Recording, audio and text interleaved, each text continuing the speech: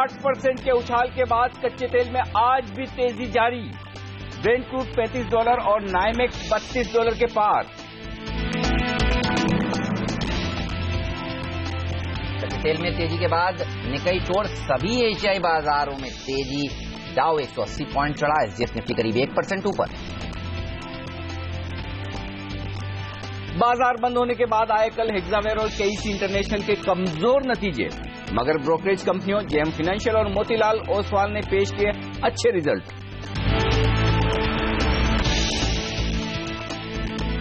और आ जाएंगे टाटा स्टील और बजाज ऑटो के नतीजे, Torrent power, Berger paint, Fortis health care, ABB, MCX और अरविंद के नतीजों पर भी रहेगी नजर। सरकार ने आज सर्वदलीय बैठक बुलाई। 5 राज्यों में चुनाव और बजट सत्र पर होगी चर्चा। सत्र 23 फरवरी से शुरू होने की उम्मीद। इंडीज आईपीओ में रिटेल निवेशकों ने दिखाया जबरदस्त रिस्पांस। हिस्सा 4 गुना बढ़ा। अब तक इशू करीब 90% सब्सक्राइब हुआ। आज आखिरी दिन।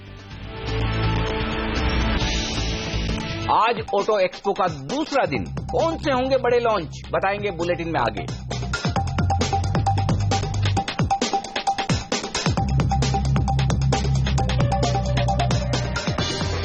तो दुनिया भर के बाजारों में है जबरदस्त उतार चढ़ाव। न सिर्फ इक्विटी मार्केट में बल्कि करेंसी, क्रूड, कमोडिटीज, हर तरफ काफी उतार चढ़ाव। लेकिन आज शुरुआत करने के लिए बेहतरीन संकेत। तो पिछले 2 दिनों की कमजोरी से उभरेंगे हम, लेकिन कितना ऊपर टिक पाएंगे, ये बड़ा सवाल है। इसका लेंगे जवाब। नमस्कार, मार्केट काउंटडाउन में आप सबका स्वागत है। मैं हूं अनिल सिंघवी। नमस्कार, और मैं हूं हेमंत घई। और एसजीएक्स निफ्टी देखिए इस समय बढ़त के साथ ट्रेड कर रहा है और श्रेय जाता है सिर्फ और सिर्फ कच्चे तेल को। आज उछाल होगा बाजार में, गैप अप ओपनिंग होगी तो क्या हो आपकी रणनीति, सब पर बात करेंगे। हमारे साथ rajatbose.com के रजत बोस और prakashdiwan.in के प्रकाश दीवान, हमारे 2 खास मेहमान जुड़ेंगे। लेकिन अनिल, आप देखिए जिस तरह से पिछले 3 ट्रेडिंग सेशन में 700 पॉइंट का सेंसेक्स ने फॉल दिखाया है। आज एक रिलीफ तो बनेगा, लेकिन उछाल में क्या फिर से बिकवाली हो जाएगी? फिलहाल कॉन्फिडेंस तो नहीं है कि उछाल में आप बहुत ऊपर जा पाएंगे या टिक पाएंगे। लेकिन एक बात नहीं भूलनी चाहिए, और वो ये कि पूरी की पूरी तरह से भारतीय बाजार पिछले 3-4 ट्रेडिंग सेशन से ग्लोबल मार्केट्स के लिहाज से ट्रेड करें। तो अगर ग्लोबल मार्केट्स की मजबूती बरकरार रहती तो फिर शायद हम थोड़ा और ऊपर जा सकते। लेकिन जो संकेत मैं देख रहा हूं हमारे अपने डेटा से, जो हम आगे डिस्कस करेंगे, ऐसा लगता है कि बहुत ज्यादा हम तेजी उतनी नहीं दिखा पाएंगे जितनी दूसरे ग्लोबल मार्केट्स दिखा रहे हैं। बिल्कुल उसके कुछ रीजंस होंगे। लेकिन जहां तक आज के बाजार का सवाल है, मेरे लिए निर्णायक लेवल आज भी 7400 का है, और वो मैं आगे डेटा में डिस्कस करूंगा। लेकिन 7400 के ऊपर आप निकलेंगे तभी आप ये मानकर चलें कि थोड़ी बहुत शॉर्ट कवरिंग, थोड़ी बहुत खरीदारी का सहारा मिलेगा। लेकिन उसके ऊपर मुझे कोई बहुत बड़ा तुरंत तेजी का माहौल बनता हुआ नहीं दिख रहा है। 7425, 7450 वो रेंज है जहां पर अगर आपकी तेजी की पोजीशन है तो वहां पर प्रॉफिट बुकिंग करनी चाहिए। ये संकेत इस वक्त मुझे दिख रहे हैं। लोअर साइड पर 7350 कल का जो लो है, वहां पर आपको एक बार की स्टॉप लॉस लगाकर चलना चाहिए। तो 7350 को स्टॉप लॉस मान लें।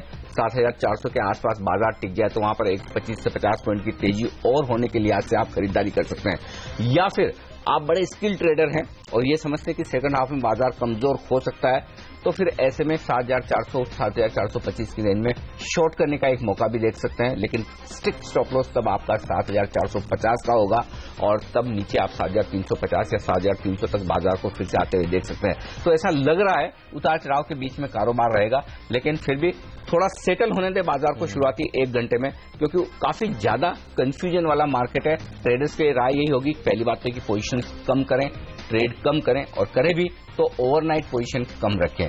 बैंक निफ्टी का जहां तक सवाल है, कल हम 14800 के लेवल की बात कर रहे थे, बैंक निफ्टी ने वहीं पर सपोर्ट लिया।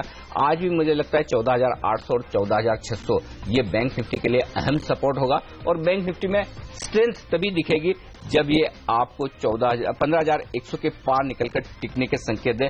जब तक उसके नीचे है तब तक बैंक निफ्टी कमजोर रहेगा। जहां तक सेक्टर्स का सवाल है, कोई बहुत खास सेक्टर स्पेसिफिक एक्शन दिख नहीं रहा है। शायद ऑयल एंड गैस स्पेस के शेयरों में क्रूड की उछाल के चलते थोड़ी बहुत आपको खरीदारी आती दिखे, तो वही एक सेक्टर है जहां पर थोड़ा सा एक्शन आप तेजी की तरफ देख सकते हैं। लेकिन एक राय बेहद साफ है और वो ये, मिड कैप और स्मॉल कैप शेयरों में फिलहाल खरीदारी न करें। जब तक दिग्गज शेयर निफ्टी फिर से 7,500 7,600 के पार न निकले, तब तक आपको मिड कैप शेयरों में, स्मॉल कैप शेयरों में हाथ नहीं डालना है। ये बात एकदम क्लियर है। बिल्कुल, तो स्मॉल कैप्स और मिड कैप्स को अवॉइड करिए, नतीजे जहां पर आ रहे हैं वहां पर नजर बनाकर रखिए। कल भी हमने देखा क्रॉम्पटन ग्रीव्स किस तरह से पिटा, dish TV, Suzlon, jet, Wockhardt, लंबी लिस्ट है उन मिड कैप्स की और ट्रेडर्स के फेवरेट मिड कैप्स की, जहां आप देखिए हादसे हो रहे हैं अनिल नतीजों के बाद खास तौर पर। लेकिन चलिए इस सब पर बात करेंगे और एक डेटा पर अनिल से कुछ ही देर में मैं पूछूंगा, डीआईआईएस का डेटा, क्योंकि एफआई से ज्यादा देखिए अब डीआईआईएस पिछले 3 दिनों में बिकवाली कर रहे हैं। 1000 करोड़ रुपए की बिकवाली डीआईआईएस की तरफ से देखी जा चुकी है। पूछूंगा उनको कैसा लग रहा है डेटा। लेकिन रजत बोस हमारे साथ अब जुड़ चुके हैं। रजत, कैसे अप्रोच करेंगे आप भारतीय बाजारों को? अगर आज उछाल होता है तो उछाल में बेचेंगे या आप पुलबैक के लिए आज खेलेंगे? देखिए, पहले तो उछाल होने की गुंजाइश इसलिए है कि कल लास्ट 1 आवर में जम के सेलिंग हुआ था। ऐसा भी मैंने इस तरीका का ट्रेडर को भी देखा है कि जो शॉर्ट पोजीशन कभी कैरी नहीं करते हैं, वो भी शॉर्ट पोजीशन कैरी करने के लिए बेचैन हो गया था कि बाजार तो नीचे ही जाएगा। तो यही जो वीक शॉर्ट सेलर्स है, ये अभी ऐसे ही मान के चल रहे हैं कि बाजार कोई भी हो वो तो नीचे जाएगा, तो शॉर्ट करके ओवरनाइट अच्छा पैसा मिलेगा। They will come in as the committed bull, because उनको कवर करने के लिए जरूरत पड़ जाएगा और उसी कवर करते हुए वो बाजार ऊपर जाएगा। तो मैं यही बोलूंगा कि करंट लेवल पे अगर आपको मिलता है, मतलब 7361 कल क्लोज किया था, 7380 तक भी आप बाई कर सकते हैं, क्योंकि 7424 से लेके 7442 तक एक बार तो निफ्टी वहां तक तो पहुंचेगा आज के पुलबैक में, ऐसा तो मैं उम्मीद करता ही हूं। उसके ऊपर अगर चले तो अलग बात है, तब 7470 से लेके 7513 का टारगेट रेंज बन जाएगा। बट वो आज के दिन होगा ऐसा उम्मीद नहीं है। लेकिन मैं आपको इस तरीके से खेलने के लिए बोलूंगा कि इंडेक्स में आप लॉन्ग कीजिए, क्योंकि वहां पे मैक्सिमम शॉर्ट बैठा हुआ है, और इंडिविजुअल स्टॉक्स में अभी भी आप सेल कर सकते हैं। इस तरीका का रणनीति बनाने से आज के दिन नफा होने की संभावना ज्यादा ही होगा। ओके, तो ये राय है इस वक्त बाजार पर रजत की तरफ से। लेकिन हमारे साथ प्रकाश दीवान भी हैं इस वक्त स्टूडियो में। प्रकाश, गुड मॉर्निंग। ये बताएं कि पुलबैक पर कितना भरोसा किया जाए, क्या टिकाऊ होगा, और जो इतना बड़ा उतार चढ़ाव हो रहा है बाजार में, क्या किया जाए ऐसे में? अनिल जी, जब भी मौका मिले ऊपर के लेवल्स पे तो निकलना चाहिए। मार्केट का ओवरऑल टेक्सचर तो बहुत नेगेटिव है। अब ये क्रूड को अगर आप देखें तो क्रूड कल बढ़ा है, कोई और तकनीकी कारण, फंडामेंटल कारण नहीं है कि यूएस डॉलर वीक हो गया। तो ये तो टेम्पररी चीज है, कोई यूएस डॉलर की वीकनेस परमानेंट है। तो अब कल आप 8% ऊपर हो, 6% कल नीचे हो जाओगे, तो ये सब तो चलेगा। अच्छा, दूसरी चीज जो आई है कि कई बार हमने देखा यूएस में भी 3 दिन लगातार नेगेटिव रहा। कल नेगेटिव था, डाउ जाते जाते 1 घंटे में ट्रिपल डिजिट रैली आ गई। उसका कारण ये कि जो डेटा बाहर से आ रहा है, चाहे वो जापान से हो या चाइना से हो, और इंडिया का भी जनवरी का पीएमआई सर्विसेज का जो डेटा है वो पॉजिटिव है। सो जब डेटा पॉजिटिव आता है तो उछाल से 1 दिन रहता है, लेकिन डेटा जब नेगेटिव आता है तो 3 दिन गिरावट रहती है। सो जो रेशो है वो फेवरेबल नहीं है तेजी करने का। I think exit on rallies is the best strategy, और अच्छे खासे मौके कभी कभार मिल भी जाते हैं। रिजल्ट्स की होने की वजह से कुछ छोटी कंपनियां बहुत स्पार्क अप कर रही हैं। आप देखेंगे कल अच्छे नंबर्स भी कई उन्होंने पोस्ट किए। तो इस टाइप के जो मौके हैं उसमें से निकल के आपको निचले स्तर मिलेंगे ही मिलेंगे। तो ऐसा नहीं है कि आप चूक जाएंगे या मार्केट से बिल्कुल बदहाल होकर बाहर बैठ जाएंगे और रह जाएंगे। नीचे के लेवल्स पे एंट्री लेने का पूरा चांस रहेगा और उसका यूज करें। बिल्कुल, चलिए तो कुछ मिड कैप्स हैं जहां पर अच्छे नंबर्स आए हैं, वहां पर नजर रखनी चाहिए। मैं देख रहा था JM financial, Motilal Oswal, हाइकल, Texmaco, लंबी लिस्ट है उन स्टॉक्स की जहां पर कल मार्केट बंद होने के बाद बेहतरीन नंबर्स आए। उस सब पर बात करेंगे अपने एक्सपर्ट से और पूछेंगे कुछ ही देर में कि कौन से वो एक ट्रेडिंग आइडिया है जो आज सुबह सुबह जिसमें वो उतरना चाहेंगे। रजत और प्रकाश दोनों से सवाल लूंगा, लेकिन अनिल पहले ये बताइए कि डीआईआईएस को क्या हो गया है? यही तो बाजार को सपोर्ट दे रहे थे और पिछले 3 ट्रेडिंग सेशंस को जोड़कर आंकड़े देखिए तो 1000 करोड़ रुपए की बिकवाली देखने को मिली है। क्या डीआईआईएस अपना पेशेंस लूज कर रहे हैं? पेशेंस लूज करने का सवाल नहीं है। सवाल ये है कि एफआईज क्यों बेच रहे हैं, क्योंकि वहां रिडम्पशन प्रेशर है। DIs क्यों बेच रहे हैं? क्योंकि वहां भी रिडम्पशन प्रेशर है, और अगर रिडम्पशन प्रेशर है तो उन्हें बेचना है। अल्टीमेटली देखिए, आप एक पिछले 2-3 दिनों से एक ट्रेंड साफ देखिए, और वो ट्रेंड ये दिख रहा है कि बाजार दिन के लोएस्ट लेवल पर जाकर बंद होता है, और जो बिकवाली का दबाव बनना शुरू होता है वो 12-12:30 बजे के बाद शुरू होता है और आखिरी 1 घंटे में बढ़ता है। इसका रीजन बता दूं। रीजन ये है कि FIs को जो बेचना है वो तो दिन के दौरान बेचेंगे, लेकिन डोमेस्टिक फंड्स की जो रिडम्पशन रिक्वेस्ट आती है वो 12-12:30 बजे तक आपको कोलेट होती है पूरी, कितनी रिडम्पशन रिक्वेस्ट आज है। उसके बाद वो अपनी बिकवाली का डिसीजन लेते हैं और वहां से वो जो बेचना शुरू करते हैं वो आखिरी 1 घंटे में दबाव बढ़ता है। तो साफ तौर पर डोमेस्टिक फंड्स की भली मात्रा कम हो, लेकिन खरीदारी का सपोर्ट नहीं आना, ये ज्यादा नेगेटिव है। बिकवाली के आंकड़े डोमेस्टिक फंड के भी छोटे हैं, कोई बहुत बड़े नहीं है कि 145 करोड़ का बेच दिया तो क्या हो गया। FIs भी कोई बहुत ज्यादा नहीं बेच रहे हैं। पूरे अगर 300 पॉइंट की गिरावट हो और सिर्फ index futures, stock futures, cash market सब मिलाकर 1000 करोड़ की बिकवाली, तो आंकड़ा बड़ा नहीं है।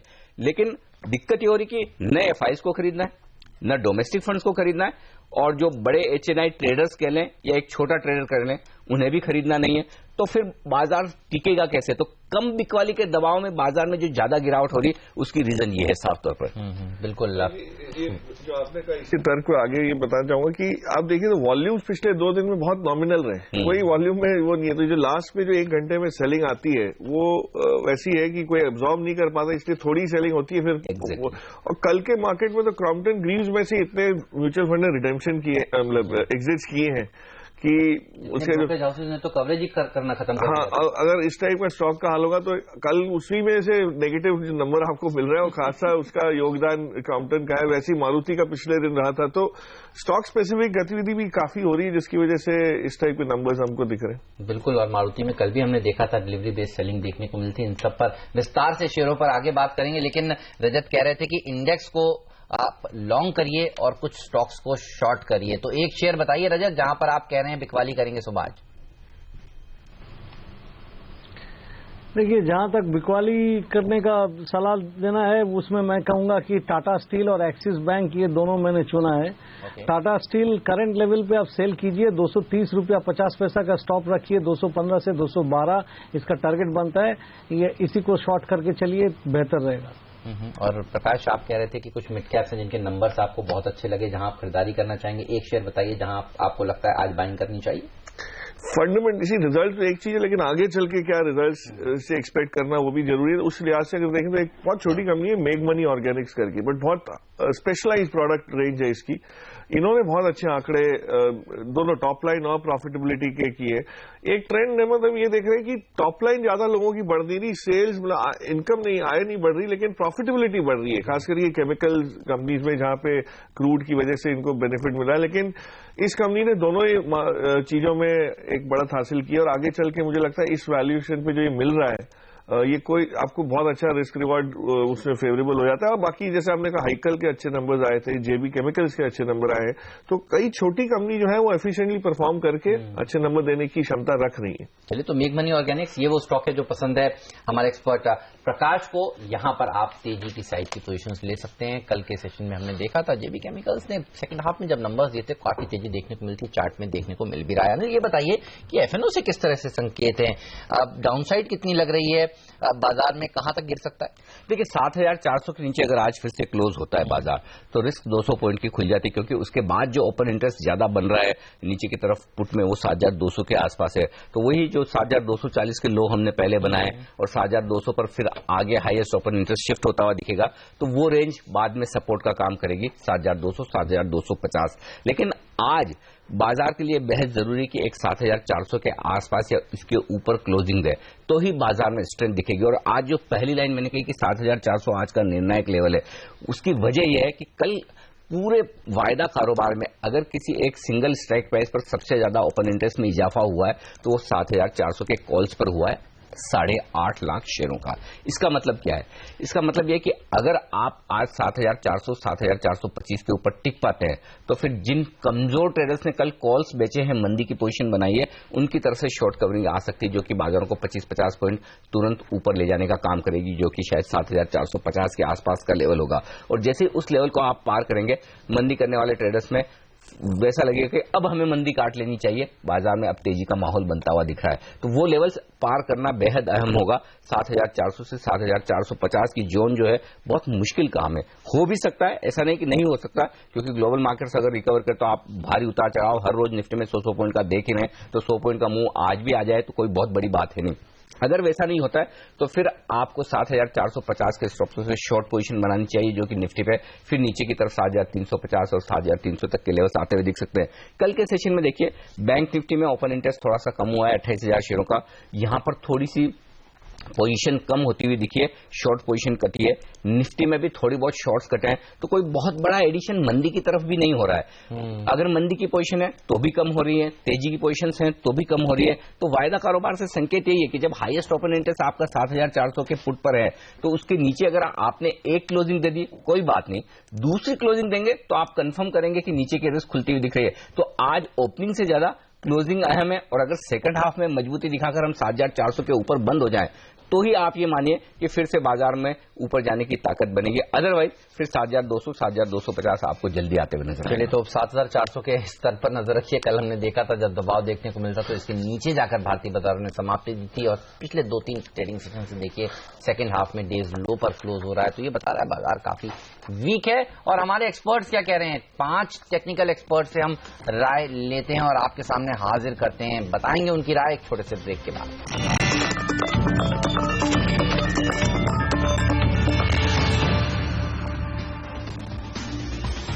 स्वागत है आप सभी का CNBC आवाज पर। आप देख रहे हैं मार्केट काउंटडाउन। वक्त हो गया अब ये जानने का कि टॉप 5 एक्सपर्ट्स क्या राय दे रहे हैं, आज निफ्टी को आपको किस तरह से ट्रेड करना चाहिए। यूनियन एडवाइजर्स के अनुज दीक्षित निफ्टी में खरीदारी करने की सलाह दे रहे हैं।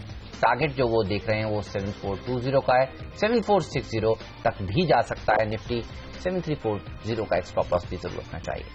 खरीदारी की राय निर्मल बैंक सिक्योरिटीज के विकास सालूफे की तरफ से भी, और उनका टारगेट है 7,440 का।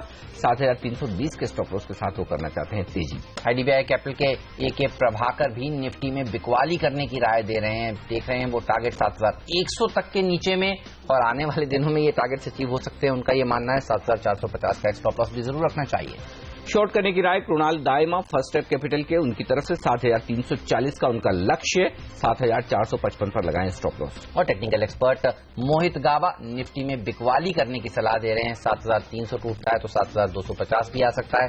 7,420 का एक स्टॉप लॉस जरूर रखना चाहिए। तो 3 एक्सपर्ट्स बेरिश हैं, 2 बुलिश। और जो लेवल्स निकल कर आ रहे हैं इन 5 एक्सपर्ट्स की राय के मुताबिक ऊपरी स्तरों पर नजर रखें। 7,425 7,450 ये रेंज है जहां तक ऊपर जा सकता है, और नीचे सपोर्ट मिलेगा निफ्टी को पहले 7,350 के आसपास, जो कि कल का लो है, और उसके नीचे 7,325। तो ये 100-125 पॉइंट की रेंज है जिसे ट्रेड करना है निफ्टी को। लेंगे एक ब्रेक, और ब्रेक के बाद होंगे टॉप 5 स्टॉक्स।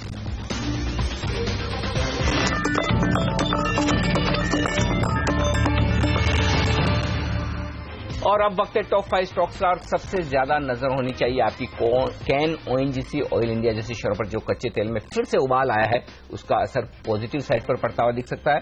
हालांकि ETF के दाम बढ़ने का खतरा बढ़ेगा। जेट, इंडिगो, स्पाइस जेट जैसे शेयरों के लिए नेगेटिव खबर है, लेकिन ये याद रहे ये शेयर पहले से काफी पिटे हुए हैं, तो शॉर्ट करने के पहले थोड़ा इंतजार करें। यूनाइटेड ब्रूवरीज और UB होल्डिंग इन शेयरों पर नजर रखिए। यहां पर खबरें आ रही हैं कि हेनिकेन अपनी हिस्सेदारी और बढ़ा सकता है, विजय माल्या की हिस्सेदारी खरीद सकता है 920 रुपए प्रति शेयर के भाव पर। हालांकि मैनेजमेंट कह रहा है कि ऐसा कुछ नहीं होने वाला, यूनाइटेड ब्रूवरीज अपनी हिस्सेदारी नहीं बेच रहा है, और हेनिकेन ने इस खबर पर टिप्पणी करने से इनकार किया है। ऑन मोबाइल ग्लोबल आज नतीजे भी हैं और बायबैक भी, इस पर बोर्ड बैठक, इसके बोर्ड बैठक के नतीजों पर नजर रखें। साथ ही काफी सारी ऐसी कंपनियां हैं जिन्होंने अपने नंबर्स कल मार्केट बंद होने के बाद पेश किए हैं, और वो नंबर्स अच्छे आए हैं। JM financials, Motilal Oswal financials, ये 2 ऐसी ब्रोकरेज कंपनियां जिनके नंबर्स अच्छे आए। रीव्स कॉटन के नतीजे अच्छे, और टेक्समैको इंफ्रा और हाइकल जैसे शेयरों ने भी बेहतरीन नतीजे पेश किए। तो आज यहां पर तेजी देखने को मिल सकती है। मेरे सामने है खराब नतीजे पेश करने वाले शेयर जिन्होंने कल बाजार बंद होने के बाद नतीजे दिए। PNB guild, CCL products, Orient cement और TD पावर।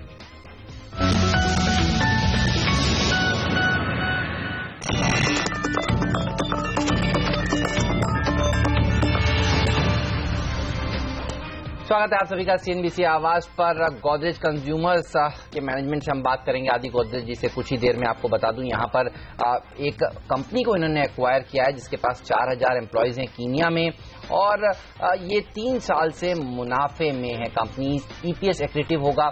ये पूरा का पूरा एक्विजिशन और हिस्सेदारी और डिटेल्स लेंगे। इस कंपनी पर बात करेंगे, अपने एक्सपर्ट से भी व्यू लेंगे। लेकिन एक और खबर आपकी स्क्रीन पर आती हुई इस समय, थॉमस कुक, इस पर नजर रखिए। मुनाफा था 18 करोड़ रुपए का और जो घाटा है वो 13 करोड़ रुपए का हुआ है। ये नतीजा अभी अभी आपकी स्क्रीन पर आता हुआ, तो मुनाफे से घाटे में आई है। वन टाइम लॉस हालांकि इसमें करीब करीब 5.8 करोड़ रुपीस का है, लेकिन on the face of it numbers अच्छे नहीं लग रहे हैं। बिल्कुल, तो विस्तार में देखना होगा कि इस तरह के आगे नंबर सकते। लेकिन फिलहाल हमारे साथ वायदा कारोबार में कमाई के मौके बताने के लिए अल्टामाउंट कैपिटल के हेड ऑफ इक्विटीज के सुब्रमण्यम साहब भी कार्यक्रम में शामिल हो रहे हैं। सर, स्वागत है आपका सीएनबीसी आवाज पर। नमस्कार। ये बताएं, निफ्टी पर क्या ट्रेडिंग रेंज देख रहे हैं आप, और अगर आज 7400 के आसपास शुरुआत हो जाए, इसके ऊपर शुरुआत हो जाए, तो फिर क्या खरीदारी का ट्रेड होगा या बिकवाली का?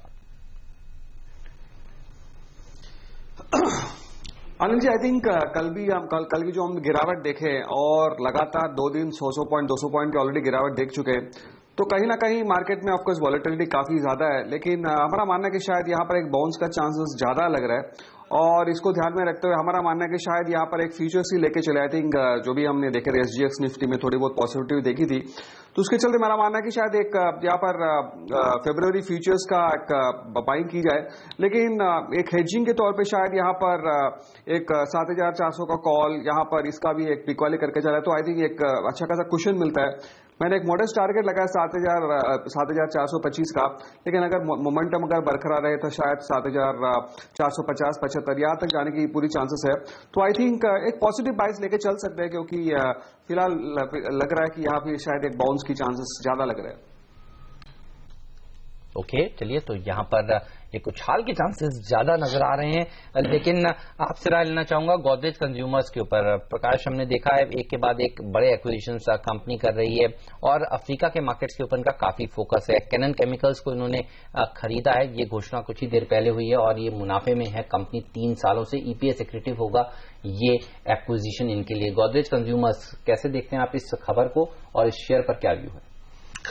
ये कंपनी की ये जो स्ट्रैटेजी रही है ग्लोबल एक्विजिशन की, ये काफी समय से ये फॉलो कर रहे हैं। पिछले 3 साल में अगर आप देखें, इन्होंने हिंदुस्तान के मार्केट को छोड़ के बाहर के मार्केट्स में ज्यादा एक्विजिशन किए हैं, और यही एक मैरिको को छोड़ के एक ये कंपनी रही है जिसने इस टाइप की स्ट्रैटेजी अपनाई, और ये बहुत अच्छी रही है इनके लिए स्ट्रैटेजी। इनके आंकड़ों में अगर आप देखें, तो जब हमारे यहाँ पे पिछले 1 साल में रूरल स्पेंडिंग पे दबाव रहा है कम, वहां पे एक जो बढ़त जिस टाइप की उम्मीद थी वैसी हासिल नहीं हुई है, तो इनके नंबर्स में इंप्रूवमेंट आया है। क्योंकि ये ब्राजील में है, वेनेजुएला में है, साउथ ईस्ट एशिया में है, इनके कई ब्रांड जो बहुत सक्सेसफुल है।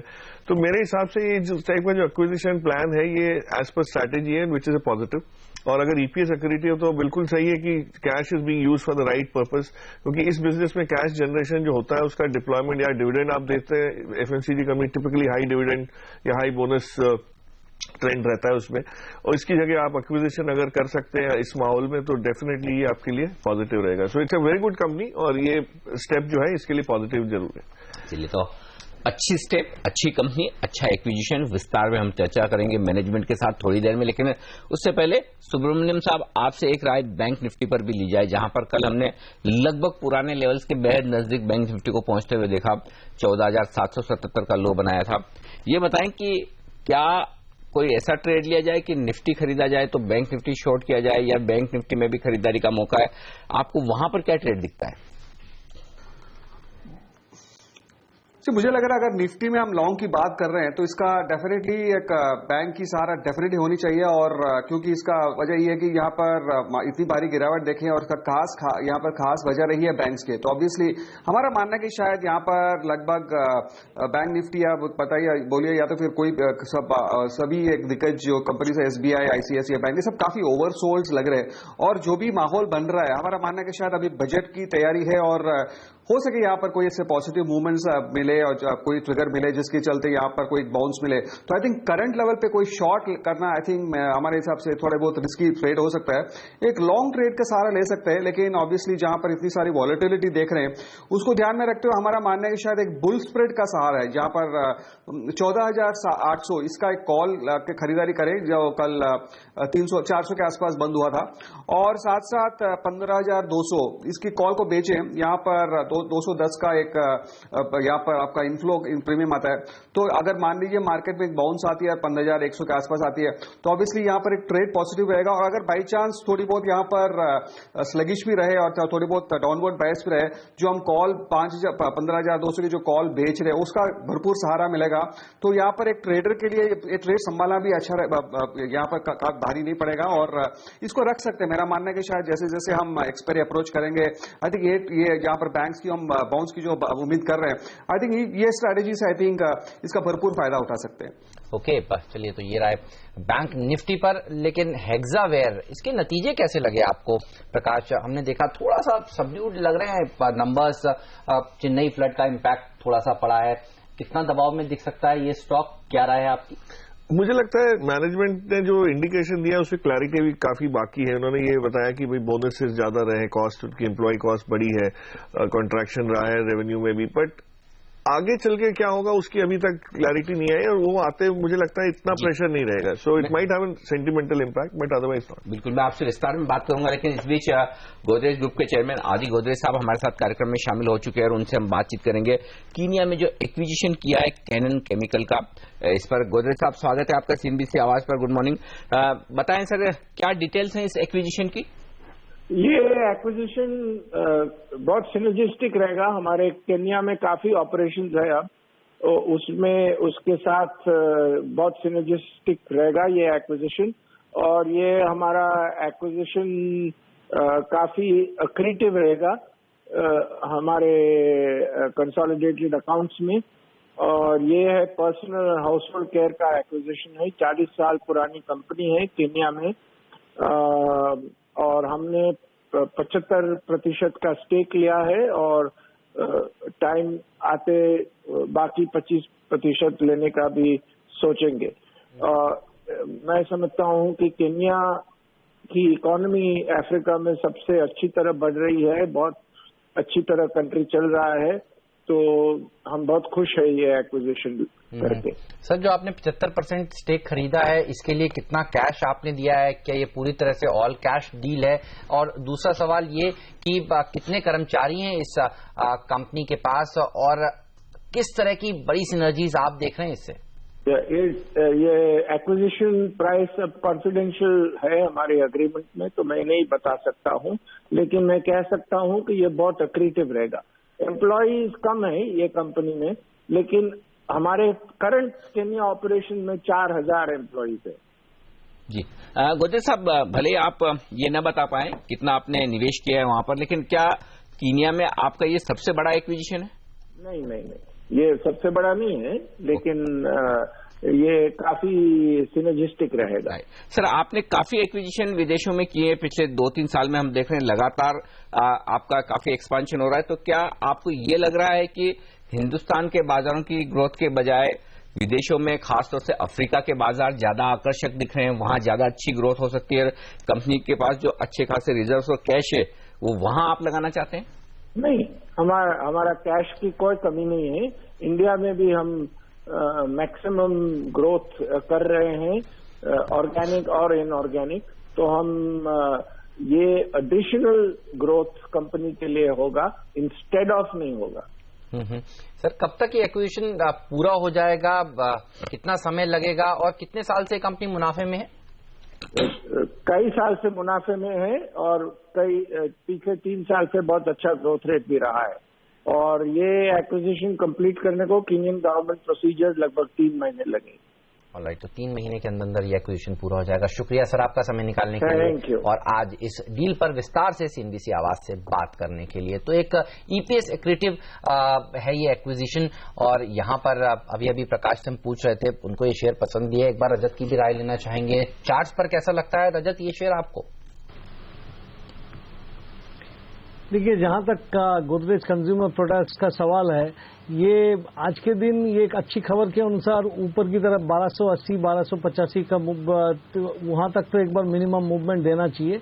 और इसके बाद में मैं एक चीज मैं कहना चाहूंगा कि अगर आपको कोई खास up trend Godrej consumer products में देखना है तो आगे जाके ऊपर की तरफ में 1350 से लेके 1450 के बीच में इसका जो बड़ा सप्लाई जोन है, जो कि पिछले अगस्त के महीने से कभी पार नहीं किया, उसको पार जब कर जाएगा तब इसमें आप एक अच्छी इंटरमीडिएट अप ट्रेंड की उम्मीद कीजिए। फिलहाल एक चीज अच्छी चीज है कि कल के दिन जो ये अपना 200 डे मूविंग एवरेज को सपोर्ट लेके थोड़ा सा ऊपर बंद दिया है, आज ये पॉजिटिव न्यूज के कारण हो सकता है उसको कंसोलिडेट करके और थोड़ा आगे ऊपर की तरफ जाएगा। 1280-85 तक आप देख सकते हो। ओके। और ईपीएस एक्रेटिव है ये डील, और उससे मतलब ये होता है कि जो भी कंपनी ये खरीदने जा रहे हैं, जो भी कारोबार खरीद रहे हैं, उसमें शुरुआत से ही ये पैसा कमाना शुरू कर देंगे। जनरली जब भी दूसरे कारोबार खरीदे जाते हैं तो उनमें मुनाफे में उन्हें लाने के लिए थोड़ा सा वक्त लगता है। तो जो कंपनी इन्होंने खरीदी है वो अच्छा खासा मुनाफा देने वाली खरीदी है, और इससे गोदरेज कंज्यूमर की कमाई में और आगे चलते बढ़ोतरी होगी। चलिए, वक्त एक छोटे से ब्रेक का, और ब्रेक के बाद फोकस होगा आज के दो सबसे बड़े रिजल्ट पर। जी हां, टाटा स्टील और बजाज ऑटो दोनों पेश करेंगे आज अपने नतीजे। क्या है अनुमान, और नतीजों के पहले क्या ट्रेड होगा आपका, ये बताएंगे इस ब्रेक के बाद।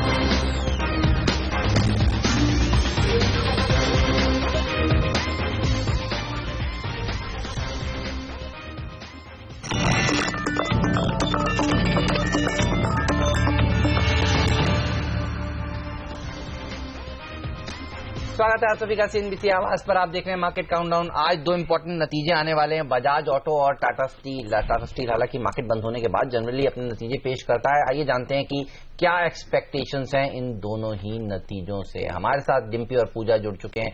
डिम्पी, बताइए टाटा स्टील क्या एक्सपेक्टेशंस हैं आज आपकी?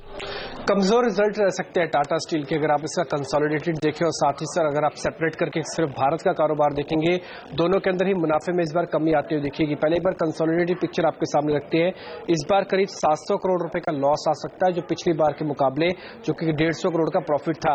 हालांकि आप एनालिस्ट काफी तक डिवाइडेड है कि 700 से 1200 करोड़ तक का होगा, लेकिन अच्छी बात तभी मानी जाएगी जब 700 करोड़ से कम का घाटा होगा, और बहुत ज्यादा बुरा माना जाएगा जब 1200 करोड़ से ज्यादा का भी घाटा इसमें अगर आ जाता है तो। इसके अलावा अगर आप देखें तो इसकी टोटल इनकम जो है ऑपरेशन से आती है वो भी करीब घटेगी 16% के आसपास। अगर सिर्फ भारत का ही सेगमेंट देखें तो वहां से करीब 6.5% के आसपास घट सकती है। ऑपरेटिंग प्रॉफिट्स भी डाउन रहेगा, भारत का करीब 19% और कंसोलिडेटेड में तो 54% डाउन आ सकता है। तो इस बार कमजोर नतीजे आ सकते हैं। और स्पेशली अगर आप 2-3 चीजें देखें, एक तो इनको करेंसी का कुछ खास बड़ा बेनिफिट मिल नहीं रहा है। कमोडिटी प्राइसेस जो कम हुआ है उससे कहीं ज्यादा स्टील के दाम कम हो गए हैं। सेफगार्ड ड्यूटी लगने पर भी चाइना का स्टील इतना सस्ता है कि इनकी जरा सेल्स के इनको जरा मार्जिन भी मिल रहे हैं। हालांकि इनका वॉल्यूम ग्रोथ करीब 10% आया है, लेकिन ये शायद पूरी तरह से, क्योंकि स्टील के प्राइसेस गिरे हुए हैं, इसलिए पूरी तरह से बैलेंस शीट्स में रिफ्लेक्ट होता आपको नहीं दिख रहा है। तो ये है टाटा स्टील का अनुमान, और बाजार बंद होने के बाद नतीजे आते हैं जनरली टाटा स्टील के, तो देखना होगा किस तरह के नतीजे आ जाते हैं। लेकिन नतीजों के पहले मैं देख रहा हूं 2 दिनों से स्टॉक अच्छा खासा कमजोर होता दिखा है। 250 से गिरकर 220 के आसपास आ चुका है। कल भी 0.4% की कमजोरी थी, भले मार्केट के साथ कह दें। ये बताएं सुब्रमण्यम साहब, मंदी की पोजीशन तो बनी है, इन लेवल्स पर क्या ट्रेड लिया जाए नतीजों के पहले, जब खराब नतीजों का अंदेशा है? जी, टाटा स्टील अगर हम ओपन इंटरेस्ट शॉर्ट बिल्टअप जो देखें तो आई थिंक स्टेडीली यहाँ पर बिल्टअप आई है, और यहाँ पर अगर हम नीचे एक सपोर्ट लेवल देखें तो आई थिंक 200 के आसपास है। और वीकली चार्ट पे खास करके यहाँ पर एक सेल सिग्नल ऑलरेडी जनरेट हो चुका था। मेरा मानना है कि शायद अभी ऑफकोर्स जो भी कमजोर रिजल्ट की उम्मीद है, अगर उसके मुताबिक अगर आए तो आई थिंक नीचे 210 यहाँ तक डेफिनेटली फिसलने की एक संभावना है। और मेरा मानना है कि शायद कोई लॉन्ग ट्रेड ना ले, वही ठीक रहेगा। और मेरा मानना है कि शायद डाउनवर्ड ट्रेंड जारी रह सकता सकती है और एक मिनिमम टारगेट मेरा मानना है कि शायद 210 तक जा सकती है। ऑलराइट, चलिए तो 210 तक नीचे खिसक सकता है टाटा स्टील के नतीजों के बाद ये स्टॉक। लेकिन बजाज ऑटो, पूजा, यहां से भी एक्सपेक्टेशंस कुछ खास अच्छी नहीं दिख रही है। जी, यहां से भी कमजोर नतीजों की उम्मीद हम कर रहे हैं और कमजोरी वॉल्यूम्स में देखने को मिलेगी। और जो इनका एक्सपोर्ट कारोबार है वहां पर भी कमजोरी है। जो अफ्रीका और लैटिन अमेरिका का मार्केट है उधर डिमांड में स्लोडाउन देखने को मिल रहा है, जिसके चलते एक्सपोर्ट में कमजोरी देखने को मिलेगी। Q3 में जो एक्सपोर्ट का कंट्रीब्यूशन है वो 50% से घटकर अब सिर्फ 43% ही रह गया है। इसके अलावा जो मार्जिन के नंबर आएंगे उसमें भी कमजोरी देखने का अनुमान है, क्योंकि जो प्रोडक्ट मिक्स है इनका वो भी काफी वीक है, जिसके चलते हम उम्मीद करें कि 20% के आसपास के मार्जिन इस बार देखने को मिल सकते हैं। कुल मिलाकर कमजोर नंबर्स की उम्मीद बजाज ऑटो की तरफ से। ओके, तो बजाज ऑटो से भी कमजोर नंबर्स की उम्मीद, लेकिन इस स्टॉक में एक्शन उतना कमजोरी वाला दिखा नहीं है। रजत, चार्ट्स क्या कह रहे हैं? खरीदना चाहिए बजाज ऑटो नतीजों के पहले या शॉर्ट? नहीं जी, जब तक ये 2375 से लेके 2401 का स्तर पार नहीं कर जाता है और उसके ऊपर में अच्छी वॉल्यूम और ओपन इंटरेस्ट के योगदान के साथ स्थिति मिल जाता है, तब तक इसमें कोई खरीदारी का सलाह नहीं दिया जा सकता है। टेक्निकली उस लेवल के आसपास आए तो एक बार बेचना चाहिए। 2401 के ऊपर सस्टेन करने से आपका शॉर्ट कवर करके फिर आप लॉन्ग जाएंगे, ऐसा ही रणनीति रखना चाहिए, क्योंकि बजाज ऑटो इस लेवल पे खरीदारी का सलाह नहीं दिया जा सकता। यहाँ पर खरीदारी की कोई राय नहीं निकल कर आ रही है बजाज ऑटो पर, ये राय रजत की टेक्निकल चार्ट्स के दम पर। लेकिन ऑटो कंपनियां वैसे भी आज फोकस में रहने वाली हैं और कल भी हमने देखा नए नए लॉन्चेस हुए हैं। ऑटो एक्सपो जो दिल्ली में कल से शुरू हुआ है मीडिया के लिए और 5 तारीख से आम पब्लिक के लिए ये खोल दिया जाएगा। मुग्धा मिश्रा हमारे साथ जुड़ेंगी दिल्ली से लाइव और उनसे पूछेंगे कि आज क्या प्लान है, कौन सी नई गाड़ियां लॉन्च होने वाली हैं और कहां पर होनी चाहिए आपकी नजर। ये सब ब्रेक के बाद।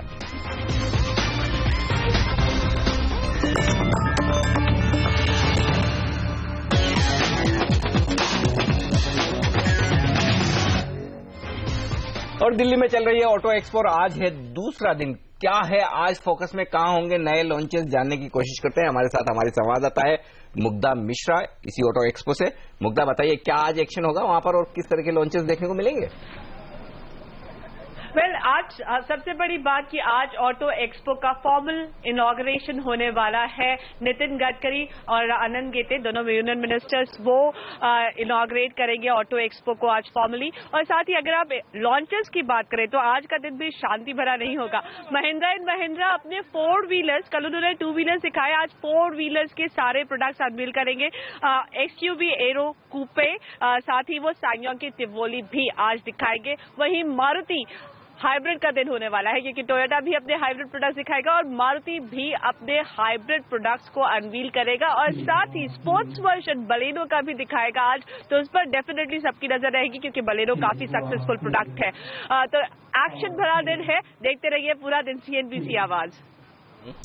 तो काफी कुछ एक्शन रहने वाला है और दिन भर ये लॉन्चेस मुग्धा हमारे लिए लेकर आएंगे ऑटो एक्सपो से। शुक्रिया मुग्धा फिलहाल, और आपसे आगे भी हम बात करेंगे, नजर होंगी क्या कुछ एक्शन वहां पर दिखता है। लेकिन एक्शन बाजार में बढ़ेगा इस छोटे से ब्रेक के बाद, क्योंकि हम लेकर आएंगे आपके लिए प्री ओपनिंग सेशन, बताएंगे रुपए में कितनी मजबूती होगी डॉलर की कमजोरी के बाद, और साथ ही ब्रोकरेजेस की राय, रिपोर्ट्स और स्टॉक 2020 का एक्शन। लेकिन सब कुछ पहला सौदा में इस छोटे से ब्रेक के बाद।